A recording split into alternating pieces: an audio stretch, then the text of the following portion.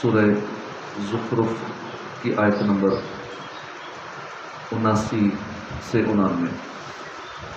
اعوذ باللہ من الشیطان الرجیم، بسم اللہ الرحمن الرحیم۔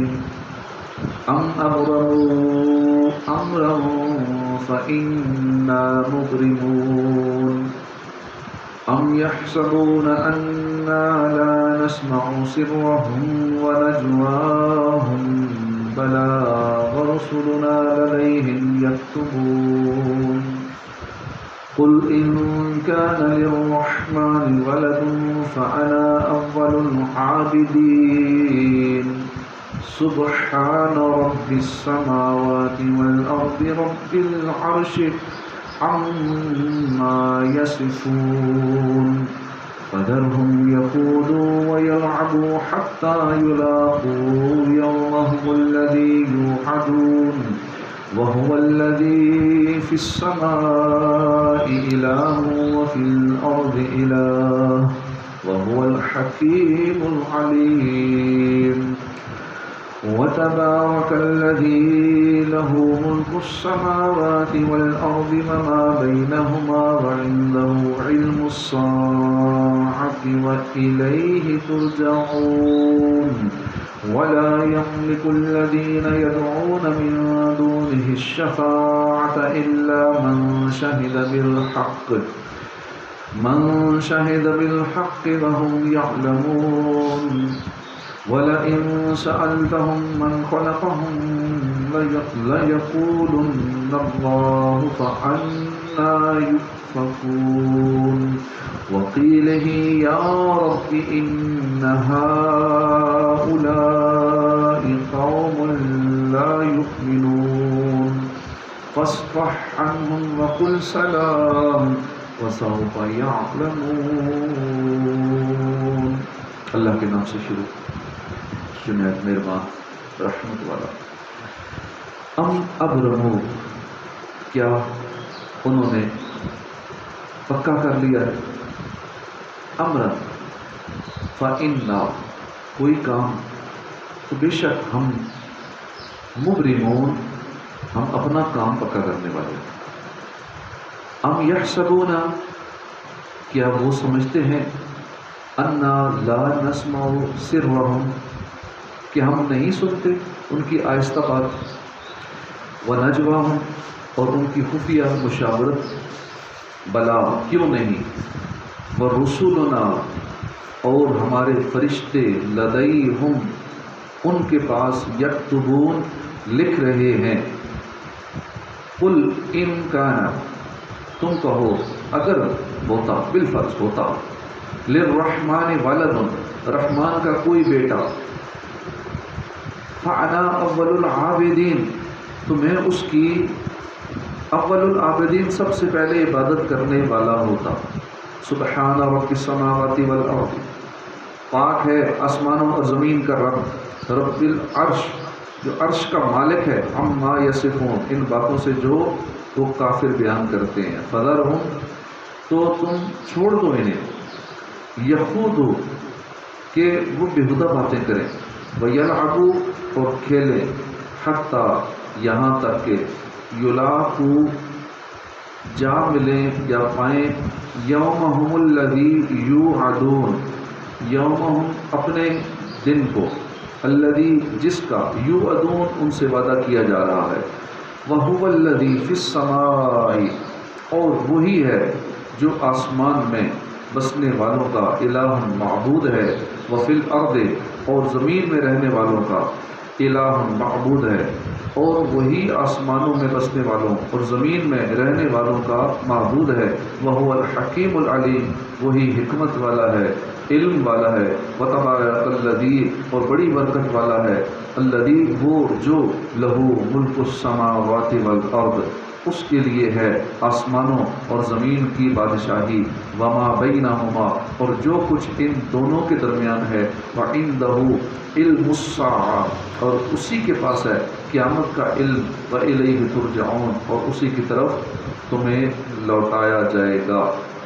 ولا یملک الذین یدعون من دونہ، اور اختیار نہیں رکھتے وہ جنہیں کفار پوچھتے ہیں اس اللہ کے سوا، شفاعت کا وہ اختیار نہیں رکھتے، وہ کفار جن کو پوچھتے ہیں، جنہیں کفار پوچھتے ہیں وہ شفاعت کا اختیار نہیں رکھتے، الا مگر وہ شفاعت کرے گا من شہد بالحق، جس نے گواہی دی حق کی، وہم یعلمون، اور وہ علم رکھتے ہوں، ولا ان سألتہم، اور ضرور اگر سألتہم تم ان سے پوچھو، من خلقہم، کس نے انہیں پیدا کیا، لَيَقُولُنَّ اللَّهُ فَأَنَّىٰ يُؤْفَكُونَ، تو وہ ضرور کہیں گے کہ اللہ نے، تو کہاں وہ پوندے جاتے ہیں، وکیل ہی اس رسول کے کہنے کی قسم، یا ربی، اے میرے رب، ان ہؤلاء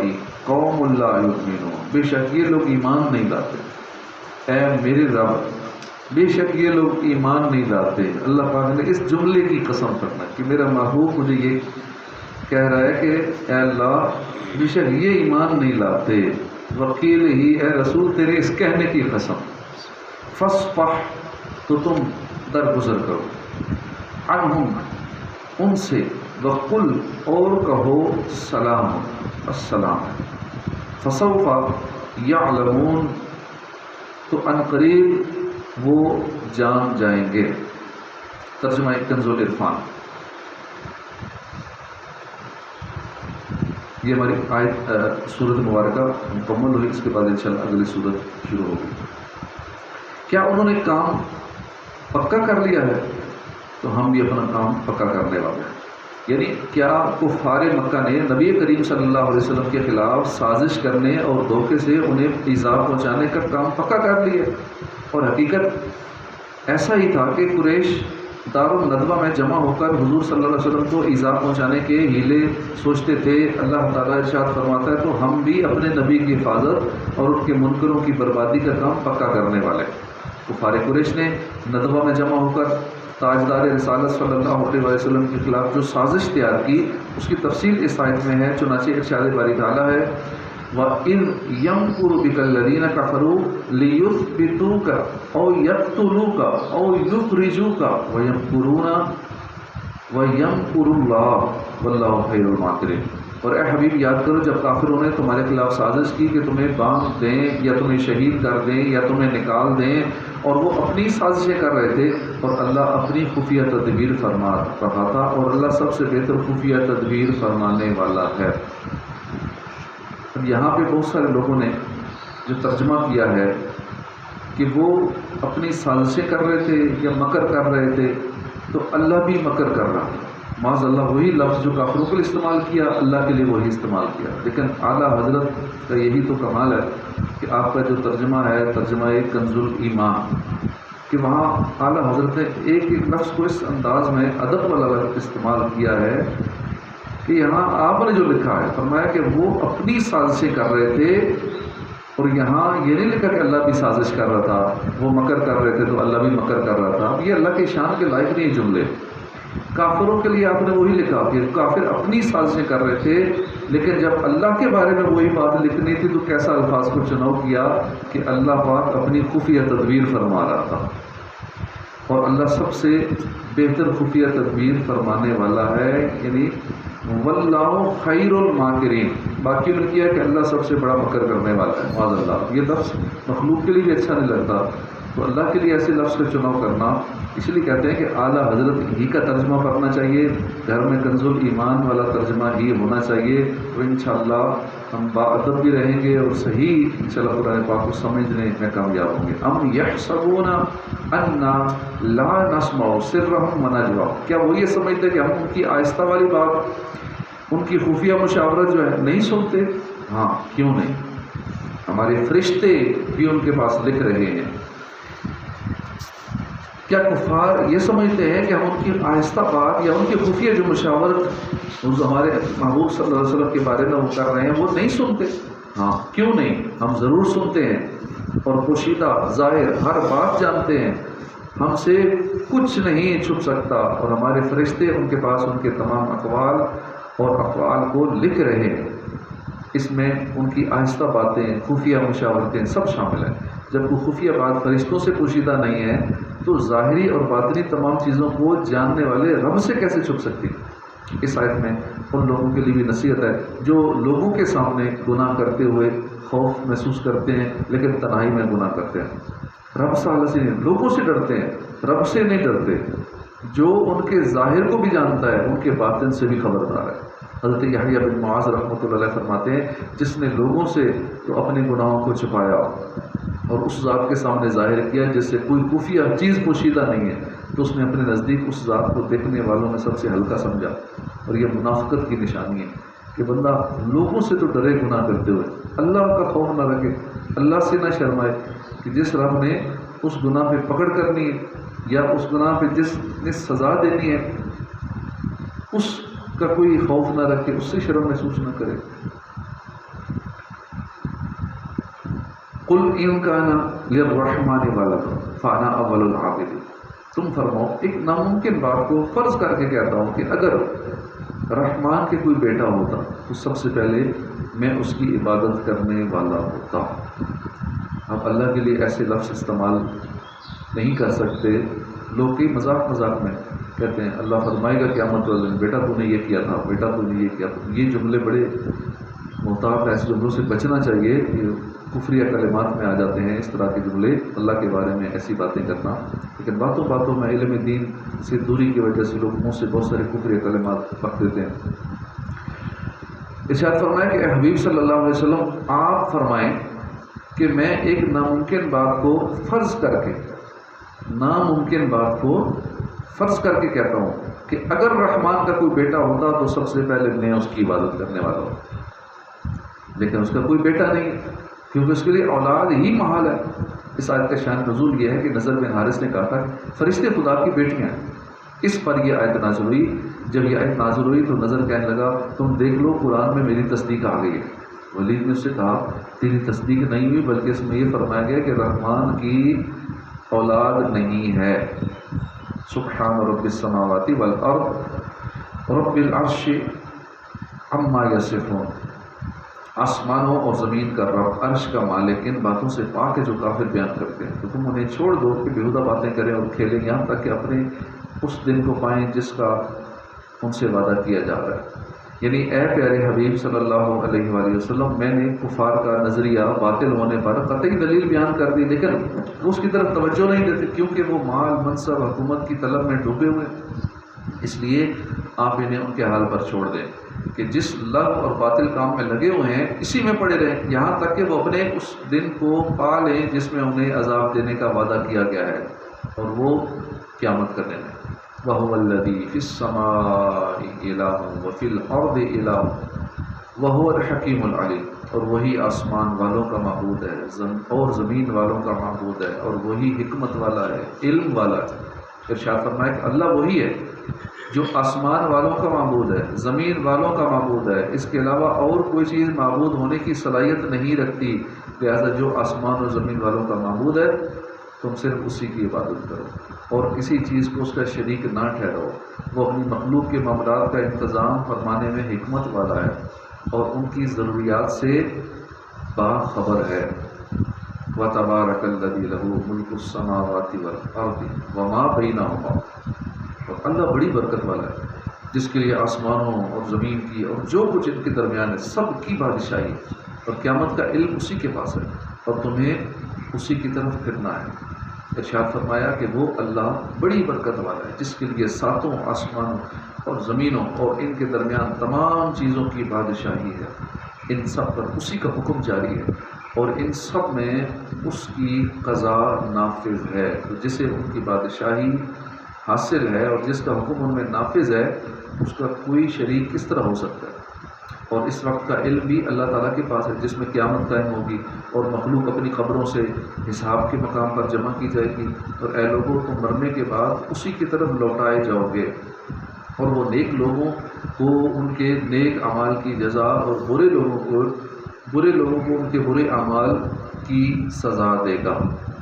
وَلَا يَمْلِكُ الَّذِينَ يَدْعُونَ مِن دُونِهِ الشَّفَاعَةَ إِلَّا مَن شَهِدَ بِالْحَقِّ وَهُمْ يَعْلَمُونَ، اور کفار جن کو اللہ کے سوا پوچھتے ہیں وہ شفاعت کا اختیار نہیں رکھتے. ہاں شفاعت کا اختیار انہیں ہے جو حق کی گواہی دیں اور علم رکھیں.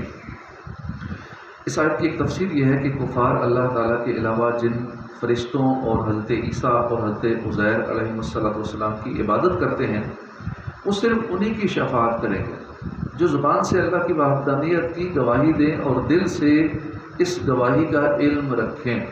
دوسری تفسیر یہ ہے کہ کفار یہ گمان کرتے ہیں کہ ان کے معبود ان کی شفاعت کریں گے، حالانکہ وہ تمام چیزیں جن کی کفار اللہ تعالیٰ کے علاوہ عبادت کرتے ہیں ان میں سے کوئی چیز بھی شفاعت کا اختیار نہیں رکھتی. البتہ شفاعت کا اختیار انہیں ہے جو اللہ تعالیٰ کی وحدانیت کی گواہی دیں اور دل سے اس بات کا علم رکھیں کہ اللہ تعالیٰ ان کا رب ہے. ایسے مقبول بندے ایمانداروں کی شفاعت کریں گے. وَلَئِن سَأَلْتَهُم مَّنْ خَلَقَهُمْ لَيَقُولُنَّ اللَّهُ فَأَنَّىٰ يُؤْفَكُونَ. اور اگر تم ان سے پوچھو انہیں کس نے پیدا کیا تو ضرور کہیں گے اللہ نے، تو کہاں اوندے جاتے ہیں. یعنی اے حبیب صلی اللہ علیہ وآلہ وسلم اگر آپ ان مشرکین سے پوچھیں کہ انہیں کس نے پیدا کیا تو وہ ضرور کہیں گے اللہ تعالیٰ نے پیدا کیا ہے، اور یہ اقرار کریں گے کہ جہان کا خالق اللہ تعالیٰ ہے.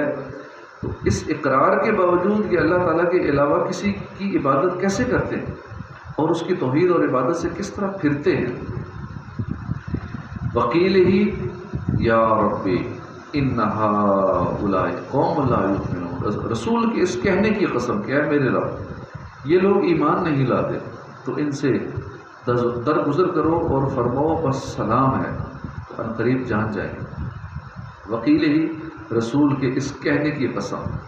اس آیت اور اس کے بعد والی آیت کا خلاصہ یہ ہے کہ اللہ تعالیٰ نے ارشاد فرمایا مجھے اپنے حبیب محمد مصطفیٰ صلی اللہ علیہ وآلہ وسلم کی اس بات کی قسم کہ اے میرے رب تو نے مجھے ان مشرکین کو عذاب سے ڈرانے کا حکم دیا اور ان کی طرف رسول بنا کر بھیجا تاکہ میں انہیں تیری طرف بلاؤں، لیکن میرے ڈرانے اور دعوت دینے کے باوجود یہ لوگ ایمان نہیں لاتے.